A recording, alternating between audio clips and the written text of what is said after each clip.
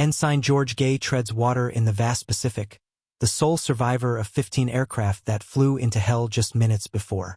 Above him, Japanese Zero fighters circle like predatory birds, hunting for stragglers.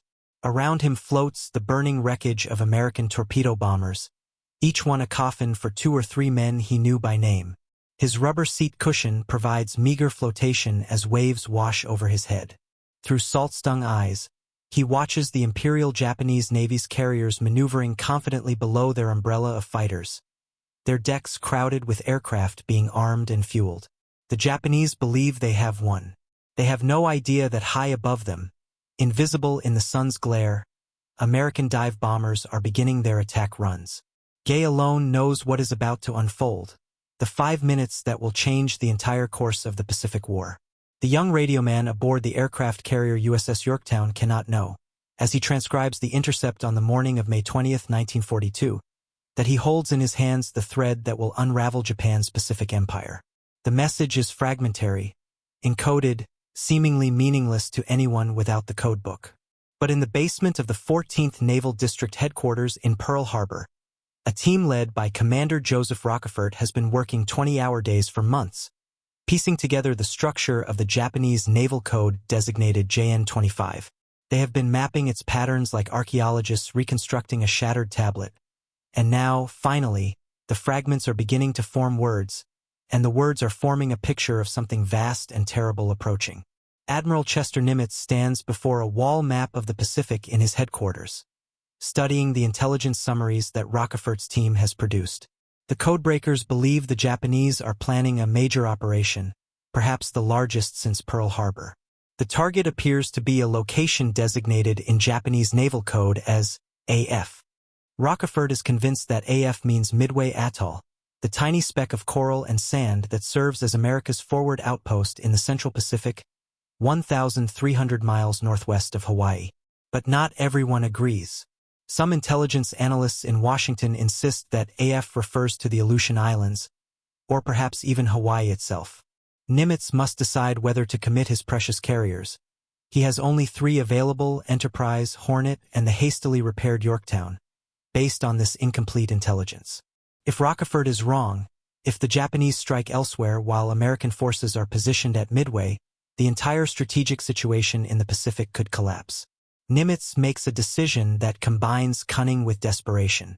He orders Midway's commander to send a message in plain language, unencoded, reporting that the atoll's water distillation plant has broken down. It is a trap, a test.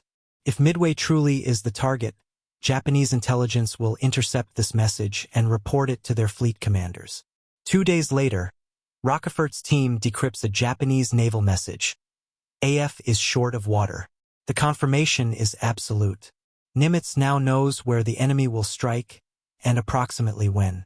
He is about to attempt what no American admiral has dared since the war began, to meet a superior Japanese force in open battle and defeat it. The arithmetic is brutal. Admiral Isoroku Yamamoto, architect of the Pearl Harbor attack and commander of the combined fleet, is bringing nearly the entire strength of the Imperial Japanese Navy to Midway. 4 fleet carriers, 2 light carriers, 11 battleships, 16 cruisers, 46 destroyers. The carrier striking force alone, Akagi, Kaga, Soryu, and Hiryu, represents the most experienced, battle-tested naval aviation force in the world.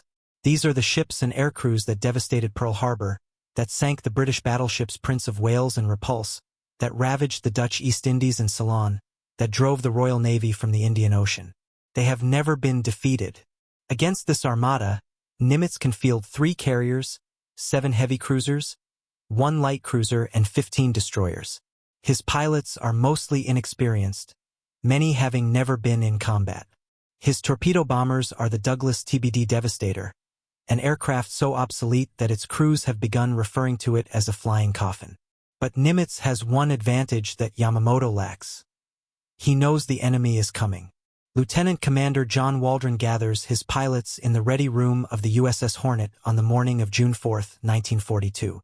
He commands Torpedo Squadron 8, 15 TBD Devastators that represent perhaps the most disadvantaged aircraft assigned to any naval combat mission in history. The Devastator is slow, with a maximum speed of barely 200 miles per hour. It is fragile, with minimal armor protection. Its Mark 13 torpedoes are notoriously unreliable, often failing to detonate even when they strike their targets. To successfully attack, a Devastator must fly straight and level at exactly 80 feet above the water for several minutes during its torpedo run, presenting an easy target to enemy fighters and anti-aircraft fire. Every man in Torpedo Squadron 8 understands that flying a Devastator against the Japanese carriers will likely be a suicide mission, yet not one of them requests reassignment. Waldron is 34 years old, part Sioux, a graduate of the Naval Academy who has spent his entire career preparing for this moment. His pilots notice that he seems unusually intense this morning, more focused than they have ever seen him. He has prepared handwritten notes for them, and as he addresses the squadron, his words carry the weight of someone who knows he is speaking to men for the last time. He tells them that if the Japanese carriers are located, they will attack, regardless of the tactical situation, regardless of support from other squadrons, regardless of fighter protection. He tells them that no matter what happens, he will lead them straight to the target. He tells them that if there is only one plane left to make a final run, he will be the one flying it. Then he looks each man in the eyes and tells them that if they follow him, they will get hits. His voice is calm, matter-of-fact, as though discussing the weather rather than their probable deaths. The alarm sounds at 0534 hours.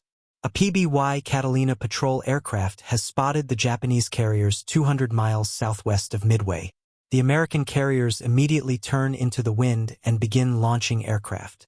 The deck of the Hornet becomes a choreographed chaos of movement as plane handlers push aircraft into position.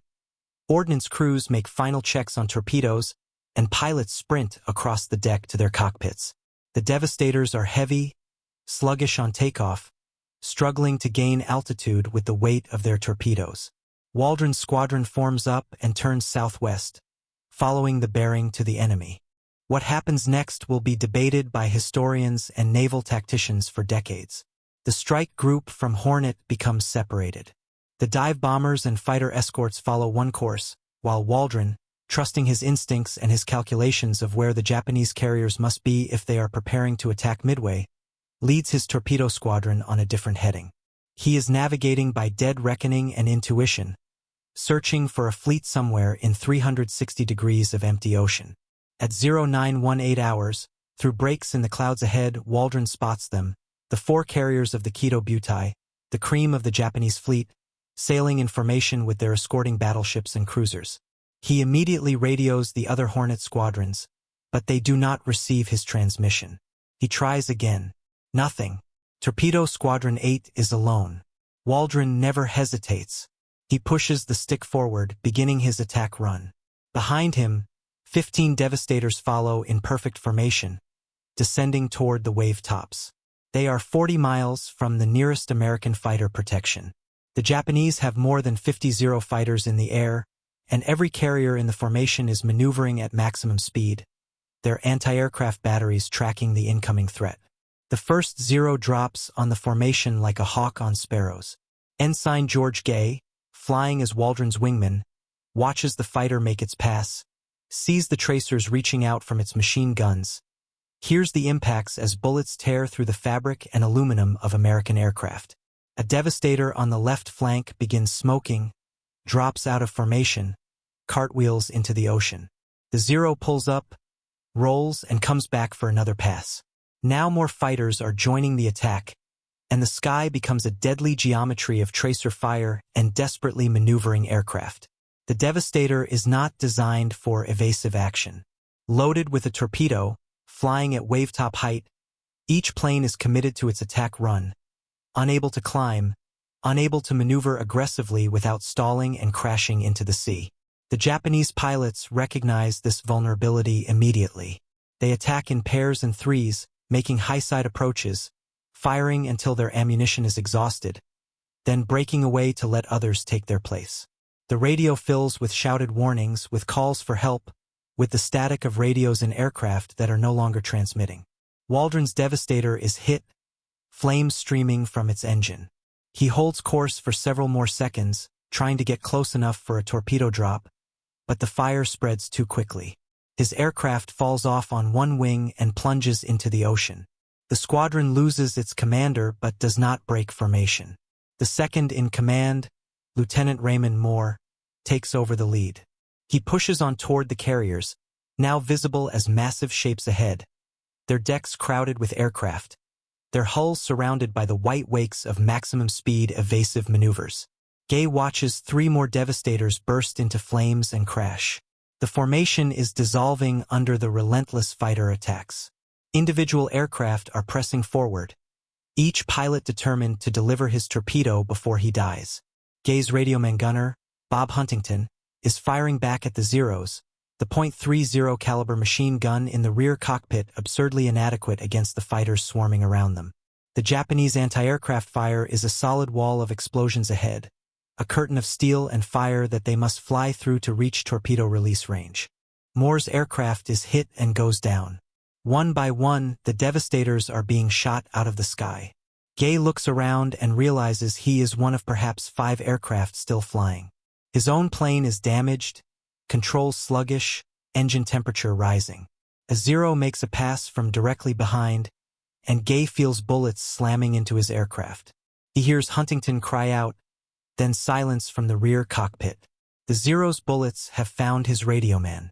Gay is alone, flying a dying aircraft, still 3,000 yards from torpedo release range. He watches 2 more Devastators crash. Then another. He is close enough now to see sailors on the deck of the nearest carrier, Soryu, running to battle stations.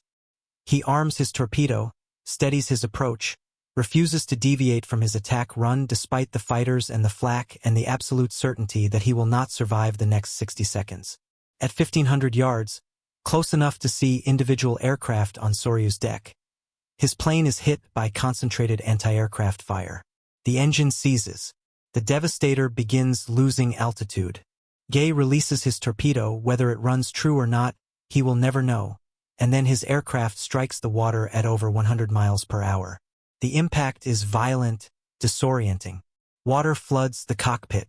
Gay struggles free, kicks away from the sinking wreckage, surfaces gasping for air.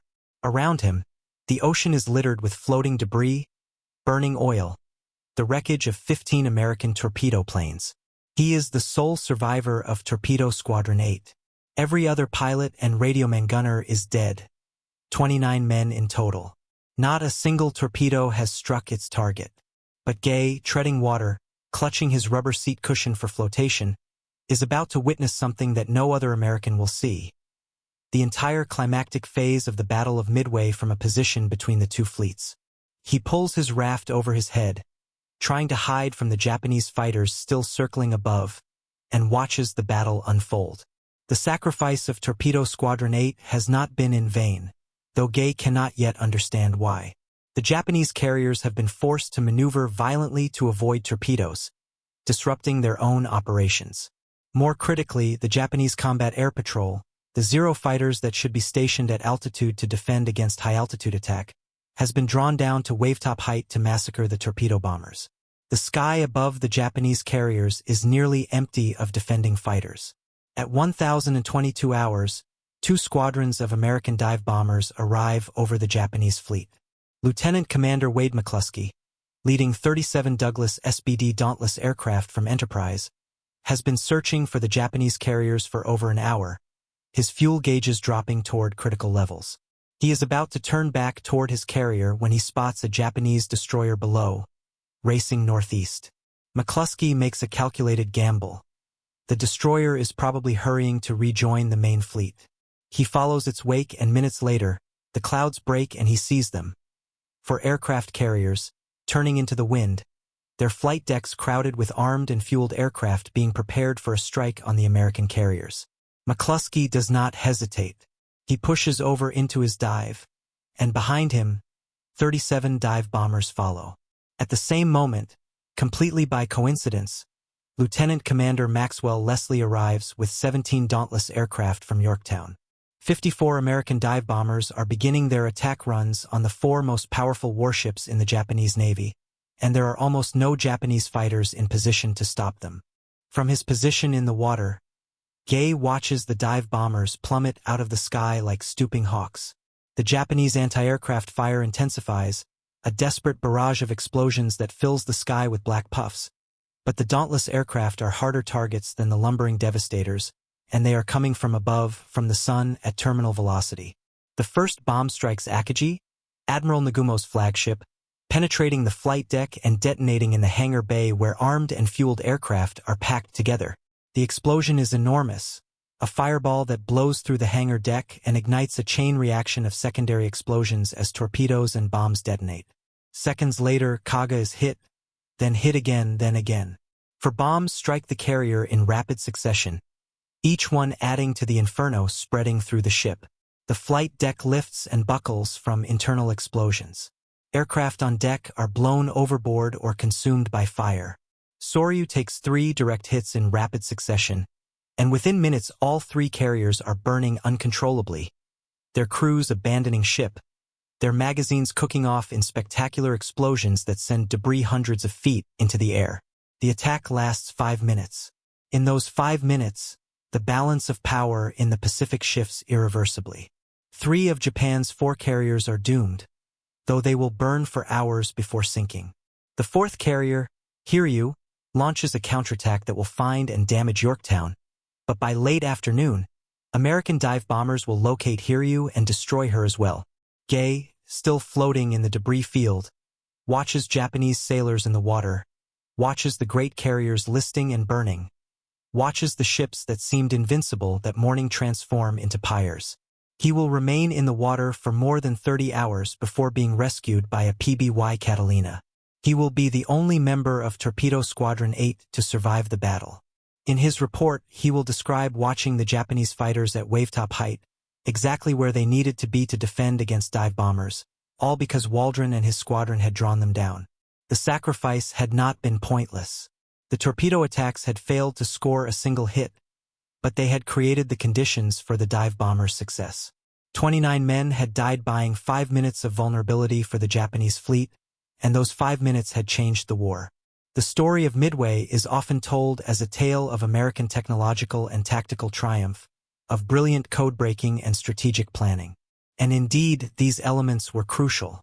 But at its core, Midway was won by men like Waldron and his pilots, who flew into certain death because it was their duty, because their sacrifice might, just might, give their comrades a chance.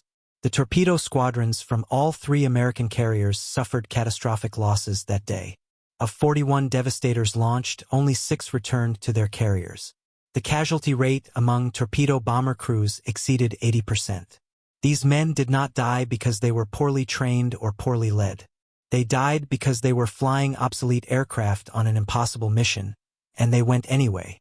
The victory at Midway halted Japanese expansion in the Pacific and shifted the strategic initiative to the United States. But it did not end the fighting. The war would continue for 3 more years, and in that time, the nature of naval combat would transform in ways that few could have predicted in June 1942. The battles that followed would demonstrate not just American courage, but American industrial might and technological innovation on a scale that would overwhelm Japan's early advantages in training and experience.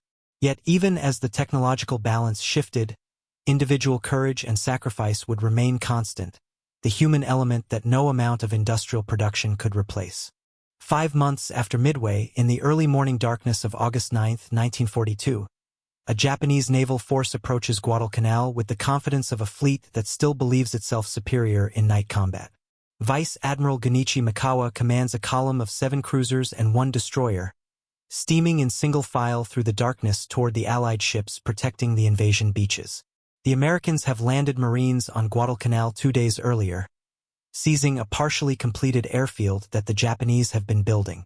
Control of this airfield, soon to be named Henderson Field, will determine control of the entire Solomon Islands chain, and both sides understand that the struggle for Guadalcanal will be long and brutal. Mikawa's force has approached from the northwest, threading through the channels between the islands, hugging the coastline to avoid detection. Japanese crews are trained extensively in night combat, practiced in the art of coordinated attacks in darkness, equipped with superior optical equipment and the Type 93 Long Lance torpedo, a weapon with twice the range and explosive power of American torpedoes. The Americans guarding the approaches to Guadalcanal have radar, a technology the Japanese lack, but on this night the radar operators are tired, insufficiently trained, confused by the returns from nearby islands. When Japanese float planes drop flares over the Allied ships, illuminating them in the darkness, the American commanders initially believe the flares are from their own aircraft. The Battle of Savo Island unfolds with devastating speed. Mikawa's cruisers launch spreads of long-lance torpedoes into the illuminated American ships, then open fire with their main batteries at point-blank range. The heavy cruiser USS Astoria is hit repeatedly before her crew even realizes they are under attack, flames spreading along her superstructure, her bridge shattered by shell fire. The heavy cruiser USS Quincy takes multiple torpedo hits in rapid succession, massive explosions that tear open her hull below the waterline, flooding her engine rooms, robbing her of power and mobility. The heavy cruiser USS Vincennes, flagship of the American force, is struck by shells from multiple Japanese cruisers simultaneously. Her bridge destroyed, her captain killed, fires raging throughout the ship. The battle lasts barely 30 minutes. By dawn, all 3 American heavy cruisers have sunk or are sinking. The Australian heavy cruiser Canberra has been crippled and will be scuttled later in the day. Over 1,000 Allied sailors are dead or wounded. Mikawa's force has suffered only light damage and withdraws to the north before dawn, having inflicted one of the most one-sided defeats in United States Navy history. The troopships and supply vessels at Guadalcanal are defenseless, vulnerable to a follow-up attack that could destroy the entire invasion force, but Mikawa, worried about American carrier aircraft and low on ammunition, does not return. Savo Island becomes a painful lesson in the cost of underestimating Japanese tactical skill and night fighting capabilities. The American ships had the technological advantage of radar but lacked the training, doctrine, and combat experience to use it effectively. The Japanese had inferior technology but superior tactics, better training, and the confidence of a navy that had won every major engagement since the war began. The wreckage of the 3 American cruisers lies in deep water off Savo Island to this day, tombs for hundreds of sailors, monuments to the price of unpreparedness. But lessons learned in blood are lessons remembered. The disaster at Savo Island prompts immediate changes in American naval doctrine, training, and equipment. Radar operators receive intensive additional training. Tactical procedures for night combat are revised and practiced. New officers, chosen for their aggressiveness and tactical innovation, are promoted to command positions. When the Japanese return to Guadalcanal 3 months later with a force centered around the battleship Kirishima, they will encounter an American Navy that has learned from its defeats and is eager to demonstrate how much it has changed. The night of November 14th to 15th, 1942, is moonless, the sea dark and calm off the northern coast of Guadalcanal. Rear Admiral Willis Lee stands on the bridge of the battleship USS Washington, studying the glowing screen of the SG surface search radar. This radar, introduced only months earlier, represents a revolution in naval warfare. Unlike the earlier models that could barely distinguish ships from islands, the SG radar can detect and track surface vessels at ranges exceeding 20 miles.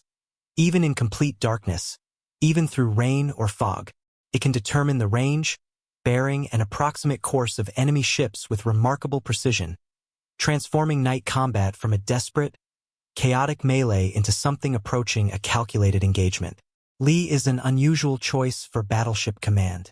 He is a gunnery expert, a former Olympic shooter, a man who understands both the mathematics of ballistics and the practical challenges of hitting a moving target from a moving platform at ranges measured in miles. He has spent years studying the science of naval gunnery, and now he is about to put that knowledge to the ultimate test. His force consists of 2 battleships, Washington and South Dakota, and 4 destroyers. The Japanese force approaching Guadalcanal includes the battleship Kirishima, 2 heavy cruisers, 2 light cruisers, and 9 destroyers.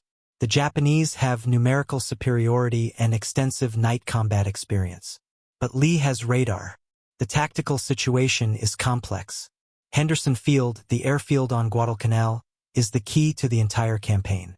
If the Japanese can bombard the airfield with their battleships, they can destroy the American aircraft based there, and without air cover, the American ground forces on Guadalcanal will be isolated and vulnerable.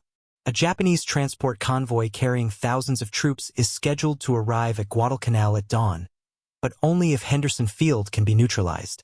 Lee's mission is simple in concept but extraordinarily difficult in execution. He must stop the Japanese battleship force in the darkness, in the confined waters between Guadalcanal and the nearby islands, without being overwhelmed by the more numerous Japanese cruisers and destroyers. At 2,216 hours, Washington's radar detects multiple contacts ahead, range approximately 18,000 yards. Lee studies the radar scope, identifying individual ships, calculating their courses and speeds. The Japanese formation is heading directly toward him, steaming in column, apparently unaware of the American battleships ahead. Lee orders his destroyers to move forward and engage the leading Japanese ships, drawing their attention and disrupting their formation. It is a sacrificial mission, and the destroyer captains know it. They accelerate toward the enemy, their own radar guiding them toward targets they cannot yet see. The first Japanese ships to detect the American force are the destroyers in the screening position. They immediately launch torpedoes and open fire with their guns, shells falling around the American destroyers, geysers of water erupting in the darkness. The American destroyers return fire, their 5-inch guns flashing, but they are outnumbered and outgunned. One by one, they are hit, torpedoes striking below the waterline, shells penetrating thin armor, fires spreading. Within 20 minutes, 2 American destroyers are sinking and 2 more are severely damaged and withdrawing. But they have accomplished their mission. The Japanese formation has been disrupted, forced to maneuver, and their attention is focused on the destroyer action ahead rather than on the larger threat approaching from behind. At 2,300 hours, Washington's radar detects a large contact at 14,000 yards, Kirishima. Lee orders his fire control team to track the target. The gunnery computers aboard Washington integrate inputs from the radar, calculating range, bearing, target speed and course, wind velocity, the motion of Washington herself. The 16-inch guns in Washington's forward and aft turrets train out, elevating to the calculated angle. Lee waits, watching the range close, wanting to get as close as possible before opening fire to ensure maximum accuracy. At 2,316 hours, at a range of 8,400 yards, he gives the order to commence firing. The night explodes. Washington's 9 16-inch guns fire in near-simultaneous salvos, each gun hurling a 2,700-pound armor-piercing shell across more than 4 miles of darkness. The shells take 20 seconds to reach their target, arcing high into the night sky before plunging down toward Kirishima. The first salvo straddles the Japanese battleship, shells landing short and long, the splashes visible as towering columns of white water in the darkness. The fire control team adjusts, and the second salvo hits. Then the third. Then the fourth. From Kirishima's perspective, the attack is incomprehensible and terrifying. The Japanese battleship's lookouts have not spotted Washington, have not seen muzzle flashes, have no visual reference for where the American ship might be. The shells simply arrive out of the darkness, massive projectiles that penetrate Kirishima's armored deck and detonate deep within the ship. Each shell that hits creates havoc, starting fires, flooding compartments, killing dozens of men, destroying machinery. The damage accumulates rapidly. Fire control equipment is knocked out. Electrical power fails in sections of the ship. The rudder is jammed. Kirishima begins to list as water floods her lower decks. Washington fires 75 16-inch shells in the 7-minute engagement. At least 20 score direct hits on Kirishima. The Japanese battleship, a veteran of many campaigns, is doomed. Her captain orders the crew to abandon ship, and in the early hours of November 15th, with fires raging and her list increasing, Kirishima capsizes and sinks. It is the first time in the war that an American battleship has sunk a Japanese battleship, and it is accomplished almost entirely through radar-directed fire in complete darkness at a target the American gunners never visually acquired. The Battle of Guadalcanal demonstrates a fundamental truth that will define the remainder of the Pacific War. Technology, when properly integrated into doctrine and tactics, can overcome numerical superiority and long experience. The Japanese Navy in November 1942 is still formidable, still dangerous, but it is fighting with the methods and equipment of 1941, while the American Navy is rapidly incorporating new technologies and new tactics. The SG radar that allows Washington to track and target Kirishima in absolute darkness is just one example. American damage control procedures, learned from painful experience at Coral Sea and Midway and Savo Island, are becoming increasingly sophisticated. American naval aviation is expanding rapidly, producing thousands of new pilots to replace combat losses and crew new carriers. American industrial production is beginning to reach levels that Japan simply cannot match. New ships launching every week, new aircraft rolling off assembly lines by the thousands, replacement crews trained and ready. But technology and industrial might do not guarantee victory in every engagement. Battles are still won by the decisions of individual commanders, by the courage of sailors and pilots, by split-second choices made under impossible pressure. The Japanese Navy remains a dangerous, skilled opponent, capable of tactical brilliance, and willing to accept casualties that would be considered unacceptable by any Western military. The struggle for control of the Pacific will continue for 2 more years after Guadalcanal, and in that time, battles will be fought that dwarf the engagements at Midway and Guadalcanal in scale and destructiveness. In early 1944, as American forces advance across the Central Pacific in a series of amphibious operations, a problem emerges that demands immediate attention. The Japanese have fortified a massive naval anchorage at Truk Lagoon in the Caroline Islands, a natural harbor so large and well-protected that it has been called the Gibraltar of the Pacific. Truk serves as the forward headquarters for the Imperial Japanese Navy, the staging point for operations throughout the Central and South Pacific, and a critical logistics hub for the entire Japanese defense perimeter. The lagoon can accommodate hundreds of ships simultaneously, protected by a coral reef barrier that makes submarine attack nearly impossible and by extensive anti-aircraft batteries on the surrounding islands. American planners recognize that Truk represents both a threat and an opportunity. As long as the Japanese fleet can operate from Truk, any American advance across the Central Pacific will be vulnerable to counterattack. Japanese battleships and carriers based at Truk can sortie and threaten American amphibious operations within days. But if Truk can be neutralized, if its defenses can be overwhelmed and its facilities destroyed, the entire Japanese strategic position in the Central Pacific will collapse. The problem is one of scale. Truk is not a single target but an entire naval district, defended by hundreds of aircraft and dozens of ships, with anti-aircraft positions on multiple islands. A conventional attack would be prohibitively costly. Admiral Raymond Spruance, commanding the Fifth Fleet, proposes an operation that is audacious in its scope and ambition. He will take 9 fleet carriers, 5 light carriers, 6 battleships including the new Iowa-class fast battleships Iowa and New Jersey, numerous cruisers and destroyers, and more than 500 carrier aircraft, and he will simply overwhelm Truk's defenses through sheer weight of force. It will be the largest carrier operation in history, a demonstration of American naval power on a scale never before attempted. It will also be extremely risky. The carriers will have to approach to within 100 miles of Truk to launch their strikes, close enough for Japanese land-based bombers to reach them. If the Japanese can coordinate a counterattack, if they can find the American carriers and launch a mass strike, the resulting battle could rival Midway in significance. The operation, designated Hailstone, is scheduled for February 17, 1944. In the days before the attack, American submarines patrol the waters around Truk, tracking Japanese ship movements, reporting the arrival and departure of vessels. Intelligence suggests that much of the Japanese carrier fleet has withdrawn from Truk to the west, toward Palau, but significant forces remain: cruisers, destroyers, submarines, auxiliary vessels, and most importantly, hundreds of aircraft. The Japanese have been reinforcing Truk's air defenses for months, convinced that the base is impregnable. The American task forces approach from the east, maintaining radio silence, their radar sweeping the skies for Japanese patrol aircraft.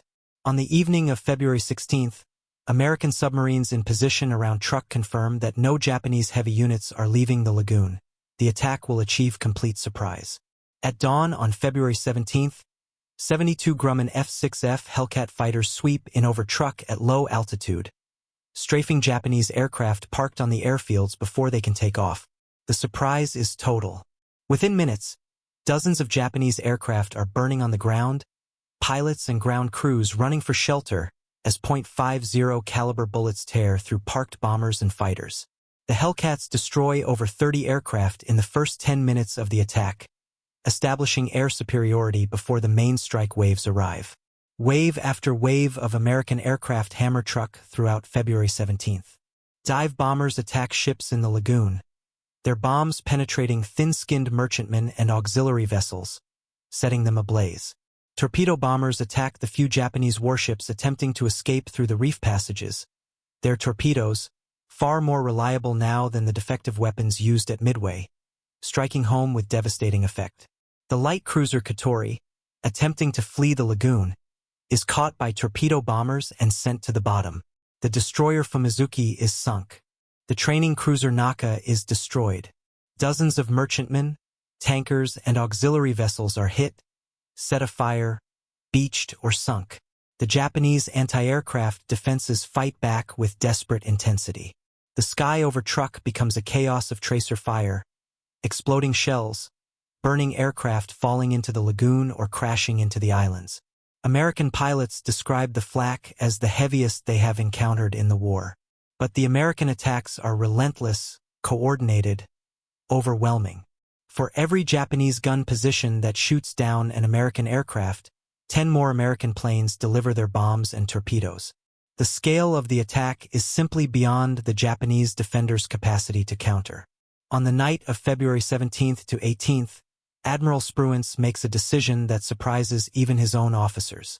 Rather than withdrawing his carriers to a safe distance for the night, he takes his surface forces, the battleships, cruisers, and destroyers, and leads them directly toward Truk to intercept Japanese ships attempting to escape under cover of darkness. It is an aggressive, almost reckless move.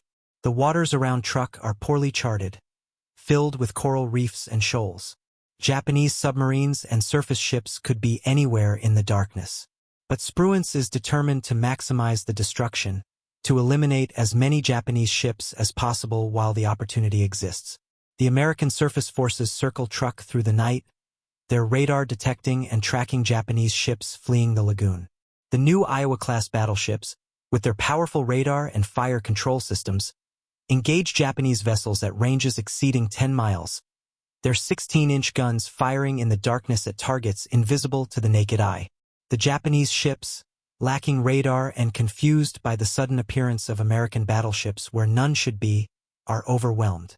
Several destroyers and auxiliary vessels are sunk. Others are damaged and forced to beach themselves on nearby islands. When dawn breaks on February 18th, the attacks resume with the same intensity as the previous day. American aircraft saturate Truk's remaining defenses, bombing and strafing anything that moves, destroying the infrastructure that makes the lagoon a viable naval base. Fuel storage tanks explode in towering fireballs. Repair facilities are demolished. Barracks and headquarters buildings are reduced to rubble. By the afternoon of February 18th, Truk Lagoon is a scene of utter devastation. Over 250 Japanese aircraft have been destroyed, most on the ground. Dozens of ships have been sunk or damaged beyond repair. Japanese casualties exceed 4,500 killed. The great fortress of the Pacific, the anchorage that was supposed to be impregnable, has been reduced to a smoldering ruin in less than 48 hours. American losses are remarkably light considering the scale of the operation. 25 aircraft are lost to enemy action, 40 American personnel killed or missing. Against these losses, the operational capacity of Truk as a forward naval base has been effectively eliminated. The Japanese will continue to use Truk as a staging point for submarines and small vessels, but never again will it serve as the headquarters for major fleet operations. The American carriers, having demonstrated their ability to project overwhelming force against heavily defended targets, withdraw to the east, their crews exhausted but triumphant. The raid on Truk represents a maturation of American naval doctrine and capability. The carriers that attacked Truk in February 1944 are not the improvised, desperate force that fought at Midway 20 months earlier. They are part of a massive, coordinated fleet operating with sophisticated logistics, advanced technology, and battle-tested tactics. The Essex-class carriers that form the core of the task force are each capable of operating nearly 100 aircraft.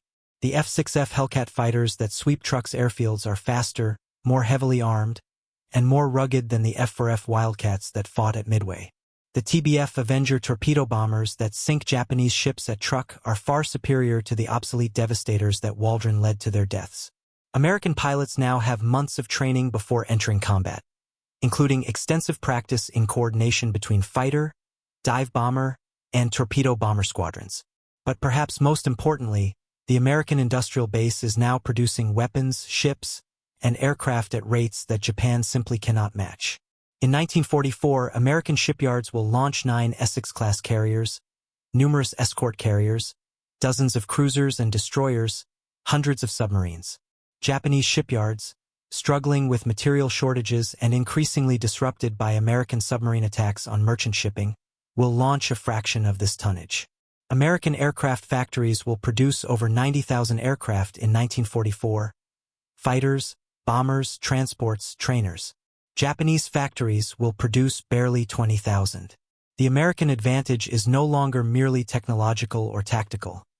It is industrial, economic, overwhelming. Yet even as American forces advance across the Pacific, even as the strategic situation shifts inexorably in favor of the Allies, individual battles remain costly and dangerous. The Japanese Navy continues to fight with skill and determination, accepting casualties that would force any other military to surrender, continuing to resist even when strategic victory becomes impossible. Japanese pilots fly kamikaze missions, deliberately crashing their aircraft into American ships.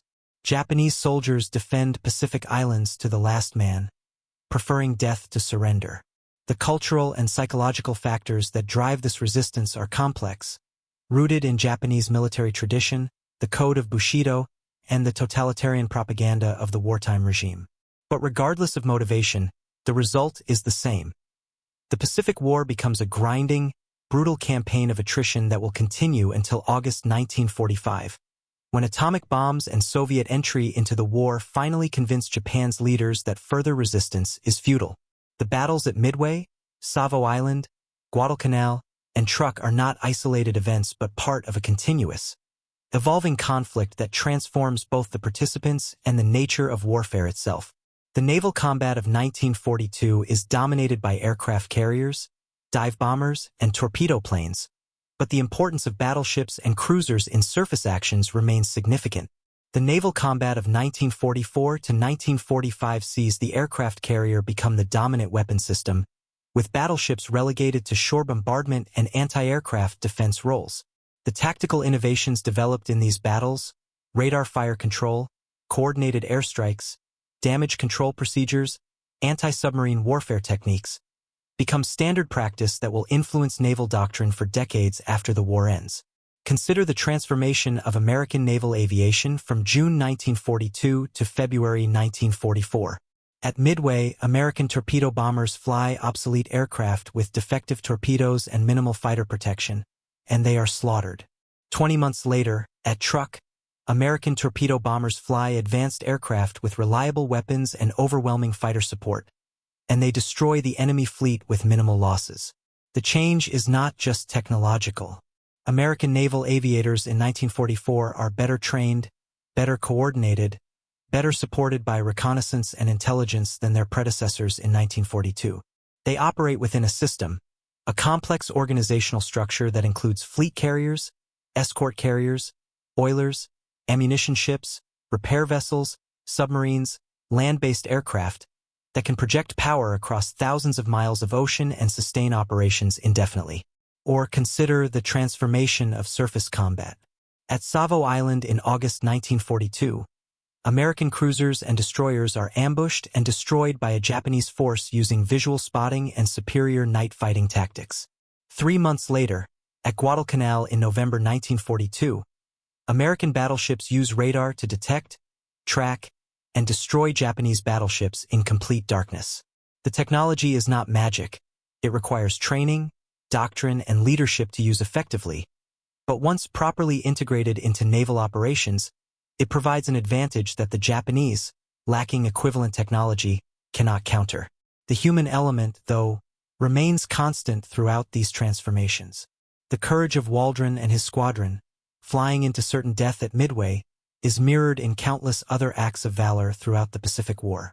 The pilots who dive through anti-aircraft fire at Truk, the sailors who man damage control parties aboard burning ships, the submariners who patrol Japanese-controlled waters knowing that depth charges could crush their vessels at any moment, the Marines who assault fortified islands, all demonstrate the same willingness to risk death in service of a larger cause that Torpedo Squadron 8 displayed in June 1942. The battles also raise profound questions about sacrifice, command responsibility, and the morality of warfare.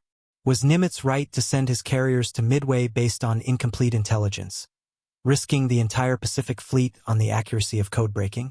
Was Waldron right to lead his squadron into an attack he knew would be suicidal, or should he have waited for fighter support? Was Spruance right to risk his surface forces in the dark waters around Truk, potentially exposing his battleships to submarine attack for the sake of sinking a few more merchant vessels? These questions do not have easy answers, but they illuminate the terrible choices that commanders must make in war, the calculations of risk and reward that determine who lives and who dies. The legacy of these battles extends far beyond their immediate strategic impact. Midway becomes a symbol of American resilience and determination, the moment when the tide turned in the Pacific. Savo Island becomes a cautionary tale about the dangers of complacency and insufficient preparation.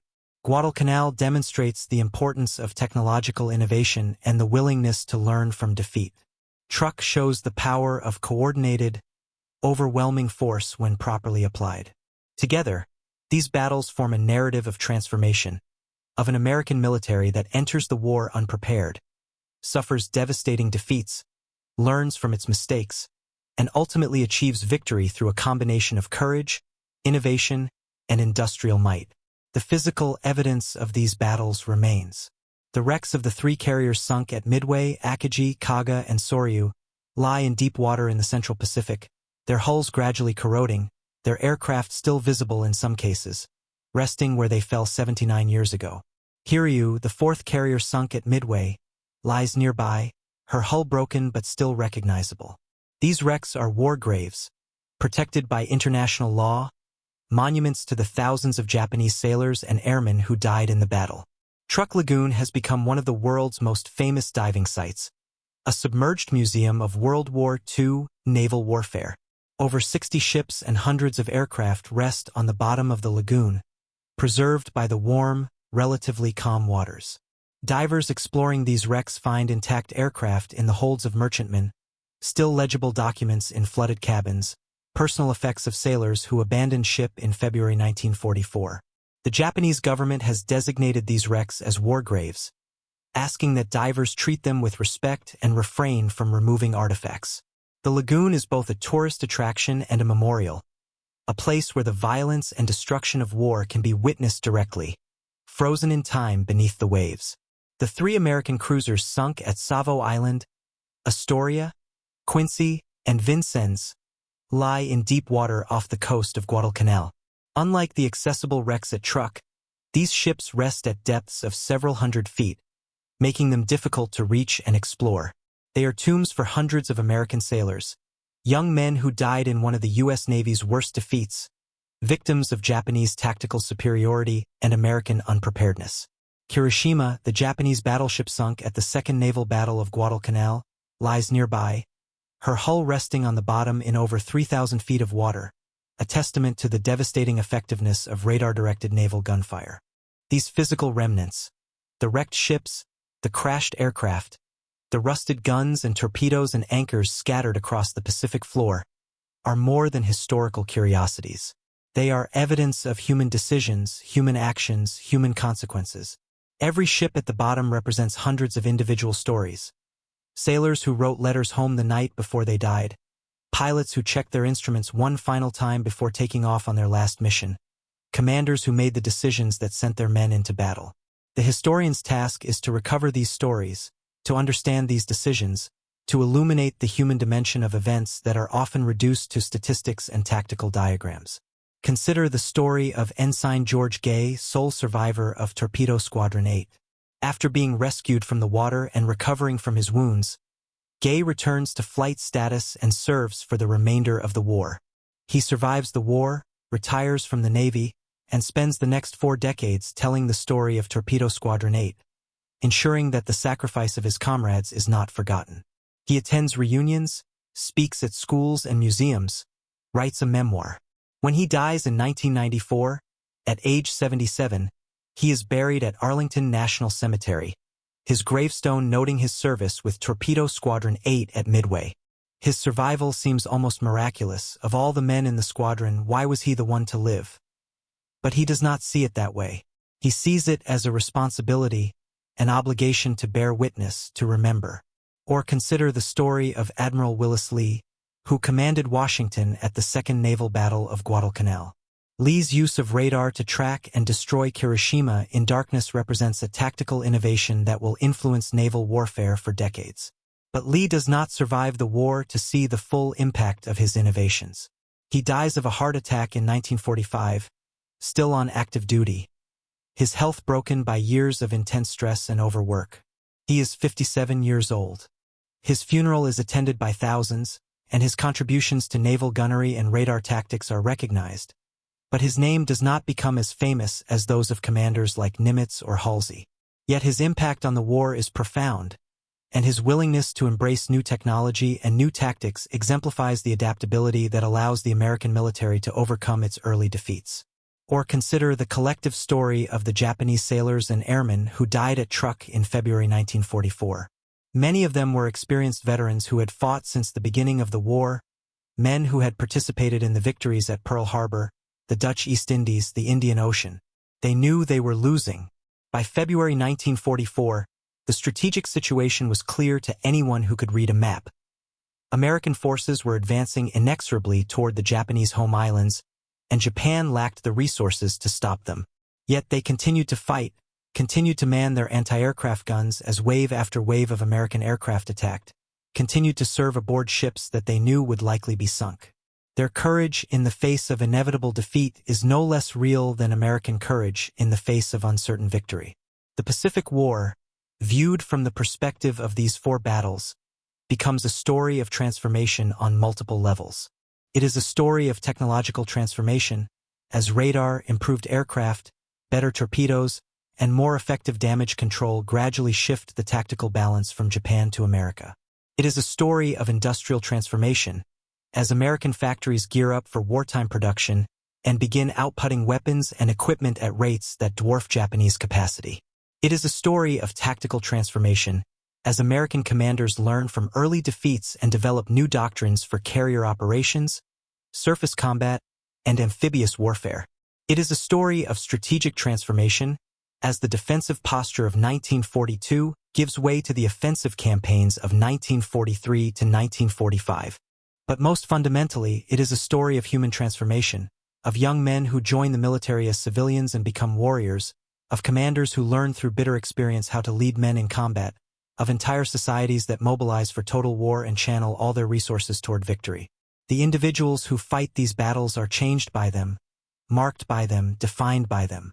The sailors who survive Savo Island carry the memory of that defeat for the rest of their lives. The pilots who attack Truk understand that they are participating in something historically significant, a demonstration of American power that signals the inevitable end of the war. The Marines who fight ashore at Guadalcanal while these naval battles rage offshore know that their survival depends on the Navy's ability to control the waters around the island. The cost of victory in the Pacific is staggering. Over 100,000 American military personnel die in the Pacific theater between Pearl Harbor and the Japanese surrender. The vast majority are not killed in the dramatic carrier battles that dominate popular histories, but in grinding campaigns on islands whose names mean nothing to most Americans: New Guinea, Peleliu, Iwo Jima, Okinawa. They die of combat wounds, disease, accidents, friendly fire. They die on troopships torpedoed by submarines, in aircraft shot down by anti-aircraft fire, in landing craft hit by artillery fire before reaching the beach. The sailors who die at Savo Island, the pilots who die at Midway, the men who die aboard the ships sunk at Truk. They are part of this larger sacrifice, individual casualties in a war that kills on an industrial scale. Japanese casualties are even more staggering. Over 2 million Japanese military personnel die in World War II, most of them in the Pacific theater. Hundreds of thousands of Japanese civilians die in air raids, in the atomic bombings of Hiroshima and Nagasaki, in the chaos of the war's final months. The Japanese merchant marine is virtually annihilated by American submarines, with over 8 million tons of shipping sent to the bottom, starving Japan's industry of raw materials and reducing Japanese civilians to near starvation by 1945. The 4 battles examined here represent a tiny fraction of total Japanese casualties. Yet they are symbolically significant because they mark the shift from Japanese offensive to defensive operations, from Japanese confidence to Japanese desperation. The strategic narrative of the Pacific War is often told as inevitable. American industrial superiority makes Japanese defeat certain from the moment the war begins, and the only question is how long it will take and how many will die. This narrative contains truth, but it also obscures the contingency of history, the ways in which different decisions could have led to different outcomes. If American codebreakers had failed to determine that Midway was the Japanese target, if Nimitz had positioned his carriers incorrectly, if McCluskey's dive bombers had not found the Japanese carriers when they did, the outcome of Midway could have been very different. A Japanese victory at Midway would not have won the war for Japan. American industrial capacity would still eventually overwhelm Japanese defenses, but it could have prolonged the war, increased casualties, and potentially affected the final settlement. Similarly, if Spruance had been more cautious at Truk, if he had withdrawn his carriers rather than pressing the attack for a second day, if he had not risked his surface forces in nighttime operations, the raid might have been less devastating and Truk might have remained partially operational. If Lee had not had radar at Guadalcanal, if Washington had engaged Kirishima at visual range in darkness, the outcome might have resembled Savo Island rather than the one-sided American victory that actually occurred. History is made by decisions, and decisions are made by individuals operating under uncertainty, stress, and incomplete information. This is why the human stories embedded in these battles matter so much. Waldron's decision to lead Torpedo Squadron 8 directly toward the Japanese carriers, without waiting for support, is not obviously correct from a tactical standpoint. A more cautious commander might have waited, might have tried to coordinate with the other squadrons, might have sought fighter protection. Waldron makes the aggressive choice, the choice that results in his death and the deaths of all but one of his men, but that also contributes to creating the conditions for the dive bomber's success. Was it the right decision? Historians and tacticians have debated this for decades. But it was his decision to make in that moment with the information he had, and he made it according to his judgment and his sense of duty. Spruance's decision to take his battleships into the waters around Truk at night is similarly debatable. The potential gains, sinking a few more Japanese ships, might not justify the potential risks, losing a battleship to a submarine or a collision with a reef. Spruance makes the aggressive choice, and in this case it works out, but it might not have. He is operating on the principle that in war, pressing the attack when you have the advantage is usually correct, even when it involves risk. This principle serves him well throughout the war, but it is not the only possible principle. Other commanders might make different choices equally valid. The battles examined here are snapshots of a larger war, moments frozen in time that reveal both the strategic arc of the conflict and the tactical details of individual engagements. They show the Pacific War at different stages of its development. Midway in the early phase when outcomes are uncertain. Savo Island as a reminder that Japanese tactical skill remains dangerous. Guadalcanal as the moment when American technological advantages begin to manifest. And Truk as the demonstration of overwhelming American superiority. Together, they form a narrative of transformation and ultimate victory, purchased at tremendous cost in lives and suffering. The men who fight these battles do not think of themselves as historical actors or as participants in grand strategic transformations. They think of themselves as sailors doing their jobs, pilots flying their missions, officers executing their orders. They focus on the immediate and the practical, checking equipment, maintaining formation, following procedures, taking care of their comrades. The larger meaning of their actions only becomes apparent in retrospect, when historians can examine the documentary record, interview survivors, and place individual battles in the context of the entire war. But the participants understand, even in the moment, that something significant is happening. The pilots of Torpedo Squadron 8 know, as they approach the Japanese carriers, that they are making history of some kind, though they cannot know whether it will be the history of a glorious victory or a tragic defeat. The sailors aboard Washington know, as they fire on Kirishima in the darkness, that they are demonstrating something new and important about naval warfare. The commanders planning the raid on Truk understand that they are attempting something unprecedented in scale and ambition. The sense of historical significance does not make the fear go away, does not make the danger less real, but it provides meaning to the risk. This search for meaning in sacrifice and suffering is perhaps the most human element of these battles. Young men die by the thousands in the Pacific, often in horrific ways, burning to death in sinking ships, drowning when their aircraft crash into the ocean, being blown apart by artillery fire. Their deaths serve a strategic purpose, contribute to eventual victory, but this does not make the individual deaths less tragic or the grief of those who love them less intense. The survivors carry this grief, this sense of loss, for the rest of their lives. They attend reunions and memorial services. They visit the graves of their comrades. They tell stories to keep the memories alive. And we, looking back across decades, trying to understand these events and honor those who participated in them, must remember both the strategic significance and the human cost. The Battle of Midway is important because it shifts the balance of power in the Pacific, because it demonstrates that Japan can be defeated, because it provides American forces with the initiative they need to begin the long campaign toward Tokyo. But it is also important because of Waldron and his men, because of George Gay treading water and watching the battle unfold, because of the thousands of individual acts of courage and sacrifice that make the larger victory possible. The Second Naval Battle of Guadalcanal is important because it demonstrates the tactical revolution that radar brings to naval warfare, because it protects Henderson Field and ensures that American forces can hold Guadalcanal, because it marks the end of Japanese offensive operations in the Solomon Islands. But it is also important because of the specific decisions that Admiral Lee makes on the night of November 14th to 15th, because of the skill and professionalism of Washington's crew, because of the destroyer sailors who sacrificed their ships to disrupt the Japanese formation. Operation Hailstone is important because it neutralizes Japan's major forward base in the Central Pacific, because it demonstrates the overwhelming force that American carriers can now project, because it accelerates the advance toward the Japanese home islands. But it is also important because of the thousands of individual actions that make up the raid. Pilots diving through flak, gunners defending their ships, commanders making split-second decisions, sailors fighting fires and rescuing wounded comrades.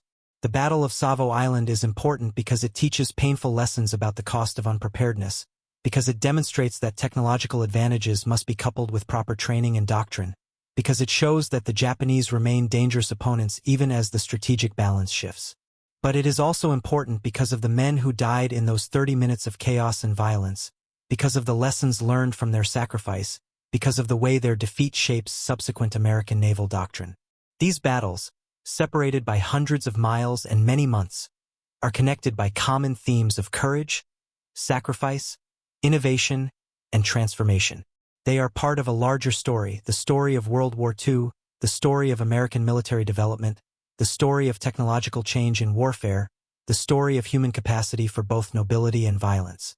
They remind us that history is made by individuals, that strategic outcomes depend on tactical decisions, that technology and training and leadership all matter, but that ultimately wars are fought and won by people willing to risk everything in service of a cause they believe is just.